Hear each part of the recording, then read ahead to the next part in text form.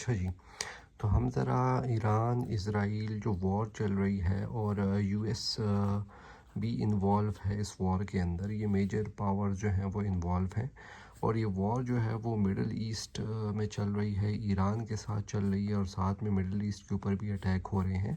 تو ہم اس کو پیورلی جو ہے وہ ایک ایگزام پوائنٹ آف ویو کے حساب سے سمجھیں گے کہ اس کے کازز کیا ہیں، امپیکٹس کیا ہیں اور آگے اس کے وے فارورڈ کیا ہے، کیا وے فارورڈ ہے پاکستان کے لیے، اور کیا جو ہے وہ اسٹریٹجی ہونی چاہیے، کیا شارٹ ٹرم پلانز ہونے چاہیے، کیا لانگ ٹرم پلانز ہونے چاہیے. تو اس پہ ذرا بات کرتے ہیں. ابھی ریسنٹ اپڈیٹ یہ ہے کہ جو جنگ چل رہی ہے اس میں ساتھ میں مڈل ایسٹ کے اوپر بھی اٹیک ہو رہے ہیں اور اس کی وجہ سے مین جو چوک پوائنٹ تھا اسٹریٹ آف ہارمز، اس کی بلاکیج کی وجہ سے آئل پرائسز جو ہیں وہ سرج ہو رہی ہیں اور اس کا امپیکٹ پاکستان کے اوپر آیا ہے. تو ان ساری چیزوں کو ذرا اسٹیپ وائز ڈسکس کرتے ہیں. سب سے پہلے تو ہم ڈسکس کرتے ہیں کہ یہ جو جنگ چل رہی ہے اس کے کازز کیا ہیں، وجوہات کیا ہیں، یہ جنگ جو ہے وہ کیوں چل رہی ہے، کیا اس کے مین کازز کیا ہیں. تو سب سے پہلی کاز جو ہے وہ تو اس کی فیئر آف نیوکلیئر ویپنز جو تھا. تو بیسیکلی نیوکلیئر ویپنز کا جو ہے وہ تھریٹ فیل کر رہا تھا اسرائیل اور یو ایس ایران کی طرف سے. تو پہلی تو اس کی وجہ یہ ہے کہ نیوکلیئر ڈیٹرنس کی وجہ سے انہوں نے یہ اٹیک کیا ہے اور وہ اس خوف میں تھے کہ ایران جو ہے وہ نیوکلیئر ویپنز بنا رہا ہے. تو پہلی کاز اس کی یہ ہے. دوسری کاز اس کی کیا ہے؟ تو دوسری کاز اس کی یہ ہے کہ ایران جو ہے وہ سپورٹ کرتا ہے پراکسی کو اور پراکسی گروپس لائک کو، جیسے کہ حزب اللہ ہو گیا.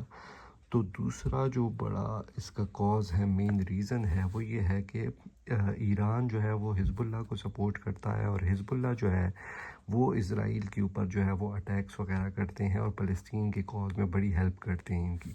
تیسری جو کاز ہے مین ایران اسرائیل وار کی، تو وہ ہے یہ اسٹریٹ آف ہارموز جو ہمارے پاس مین چوک پوائنٹ ہے. تو ٹریڈ کنٹرول کے لیے بھی جو ہے وہ اسرائیل چاہتا ہے کہ وہ ایران جو ہے وہ اس کے اوپر حملہ کر کے اپنی ریجیم چینج کر کے اپنے بندوں کو لے کر آئے اور یہاں پہ جو مین گلوبل جو ٹریڈ ہو رہی ہے آئل وغیرہ اور گیسز وغیرہ جو فیول ہے اس کے اوپر جو ہے وہ ان کی کمانڈ ہو. تو یہ تین اس کے میجر کازز ہیں.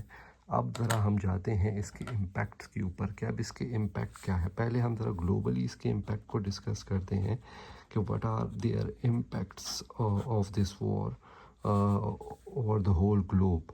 اس کے بعد ہم ذرا اسپیسیفکلی پاکستان کے پوائنٹ آف ویو سے بھی ڈسکس کریں گے. اچھا، امپیکٹ اس کے کیا ہے؟ تو سب سے پہلے جو امپیکٹ آتا ہے وہ تو جب بھی وار آئے گی تو اس سے ریجنل انسٹیبلٹی آئے گی. سو ریجنل انسٹیبلٹی آئے گی. اس سے پہلے جو اس کا امپیکٹ ہے وہ ہے ریجنل انسٹیبلٹی.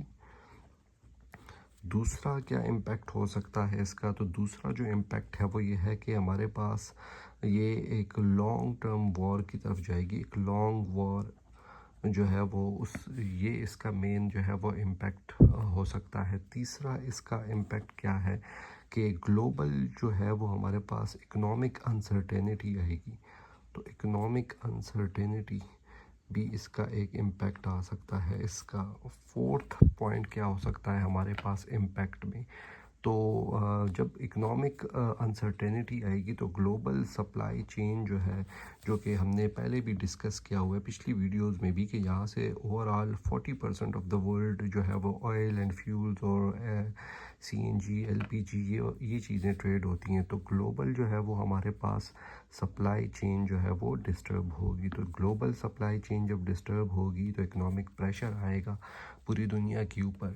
اور ففتھ جو اس کا امپیکٹ ہو سکتا ہے تو وہ کیا ہو سکتا ہے کہ ہمارے پاس جب گلوبل پریشر آئے گا، سپلائی چین ڈسٹرب ہوگی تو آئل پرائسز جو ہیں وہ سرج ہوں گی. تو آئل پرائسز ہمارے پاس سرج ہوں گی.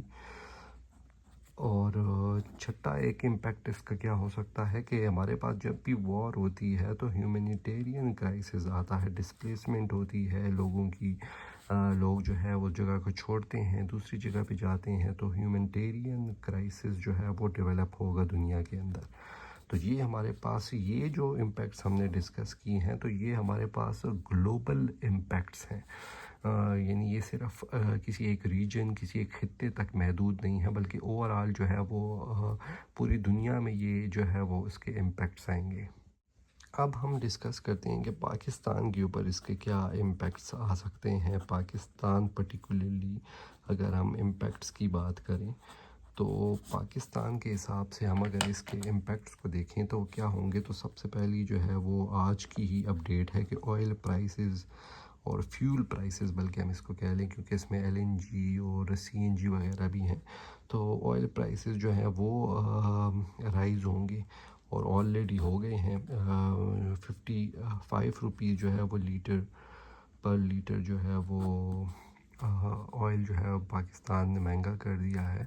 تو سب سے پہلا جو امپیکٹ آئے گا پاکستان کے اوپر، کیونکہ ہمارے پاس ٹوٹل 28 ڈیز کے جو ہے آئل ریزروز موجود ہیں، تو خدا نخواستہ یہ جنگ بڑھتی ہے تو پھر جو ہے وہ اس کے خطرات جو ہیں اور اس کے امپیکٹس جو ہیں وہ مزید جو ہے وہ پاکستان کے اوپر اس کو افیکٹ کریں گے۔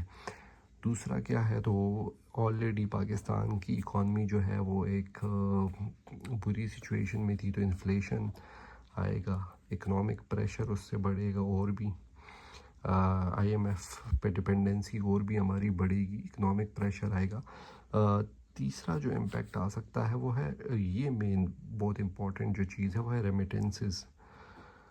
پاکستان جو ہے وہ مڈل ایسٹ سے تقریباً $3.5 بلین کے ریمیٹنسز آتے ہیں ہمارے پاس۔ جو لوگ کام کرتے ہیں مڈل ایسٹ میں، اسپیسیفکلی اس میں ہیوج چنک جو ہے وہ سعودی عربیہ میں موجود ہیں، لوگ پاکستانی وہاں پہ کام کرتے ہیں اور وہاں سے پیسے بھیجتے ہیں، تو یہ جو ریمیٹنسز ہیں یہ کافی ڈسٹرب ہوں گی، کیونکہ یہ ایک بہت بڑی اماؤنٹ ہے۔ 3.5 بلین ہمیں سعودی عربیہ، UAE، عمان، قطر، ان جگہوں پہ پاکستانی جو کام کرتے ہیں اور وہ پیسے بیچتے ہیں، تو یہ ہمارا بہت بڑا جو ہے وہ اثاثہ افیکٹ ہوگا۔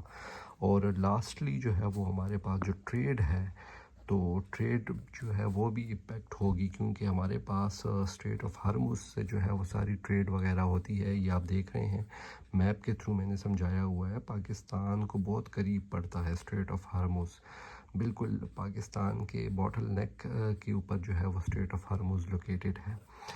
اچھا، اب اس کا وے فارورڈ کیا ہوگا؟ وے فارورڈ ہم اس کو دو طریقوں سے ڈسکس کرتے ہیں، شارٹ ٹرم پلاننگ اس کی ڈسکس کرتے ہیں اور لانگ ٹرم پلاننگ اس کی ڈسکس کرتے ہیں کہ وے فارورڈ کیا ہے پاکستان کے پاس، اس سارے بحران سے نکلنے کے سلوشنز کیا ہیں، شارٹ ٹرم پلاننگ کیا ہونی چاہیے، لانگ ٹرم پلاننگز کیا ہونے چاہیے۔ تو پہلا جو وے فارورڈ ہے پاکستان کے پاس، وہ تو ہے سب سے پہلی امپورٹنٹ چیز ہے کہ وہ مینٹین جو ہے وہ ڈپلومیسی کو مینٹین کرے، اور ڈپلومیسی کو کیسے مینٹین کرے گا، تو اس کے لیے نیوٹرلٹی جو ہے وہ بہت ضروری ہے کہ پاکستان ایک نیوٹرل سٹانس لے، کسی بھی بلاک کا حصہ نہ بنے۔ پاکستان جو ہے وہ ایران کے ساتھ بھی اپنے تعلقات کو ڈپلومیٹیکلی جو ہے وہ استوار رکھے، اور US کے ساتھ بھی، چونکہ ہمارے ابھی ریلیشنز جو ہیں وہ اچھے ہوئے ہیں، تو ایک نیوٹرل سٹانس پاکستان کو لینا چاہیے۔ یہ ایک جو ہے وے فارورڈ ہے۔ دوسرا کیا ہے کہ پاکستان اپنی بارڈر سیکیورٹی کو جو ہے وہ اسٹرینتھن کرے، تو اسٹرینتھن بارڈر سیکیورٹی، کیونکہ کانفلکٹ جو ہے وہ بالکل ہمارے بارڈرز کے قریب ہی ہے اور کافی ساری کنٹریز کو افیکٹ کر رہا ہے، اسپیسیفکلی مڈل ایسٹ میں کویت ہو گیا، قطر ہو گیا اور عمان ہو گیا، بحرین ہو گیا، تو چونکہ ان کنٹریز کے اوپر بھی ٹارگٹ کیا جا رہا ہے، اور تو پاکستان کو بھی اپنے بارڈر کو جو ہے وہ سیکیور کرنا چاہیے۔ لانگ ٹرم اس کا کیا ہو سکتا ہے، وہ ہم ادھر لکھ دیتے ہیں کہ لانگ ٹرم پاکستان کو کیا کرنا چاہیے۔ تو لانگ ٹرم اس میں پاکستان جو ہے وہ آئل ریزروز کو جو ہے وہ مینٹین رکھے اپنے، اور دوسرا یہ ہے کہ وہ رینیویبل انرجی کی طرف جو ہے وہ جائے، تاکہ اگر کل کو کوئی اس طرح کی سچویشن پیدا ہوتی ہے تو پاکستان جو ہے وہ آئل کے اوپر اتنا ڈیپینڈنٹ نہ ہو، یعنی الیکٹرک وہیکلز وغیرہ ان چیزوں کو پروموٹ کرنا چاہیے۔ تو یہ ساری سینیریو ہے۔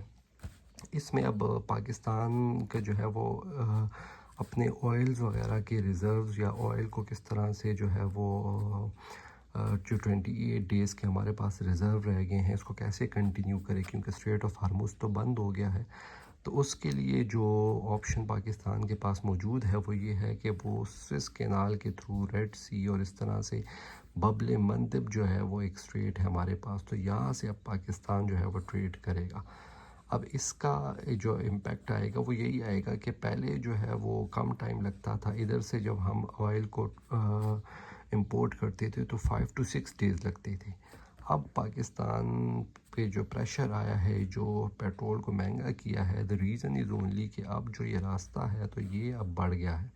اب تقریباً 17 to 18 days لگیں گے یہاں سے آئل ٹرانسپورٹ امپورٹ کرنے میں، تو اس کی وجہ سے جو ہے وہ کاسٹ کے اوپر جو ہے وہ خرچہ آئے گا، پیسے زیادہ لگیں گے، جس کی وجہ سے جو ہے یہ سارا آئل پرائسز اور یہ چیزیں ہوں گی۔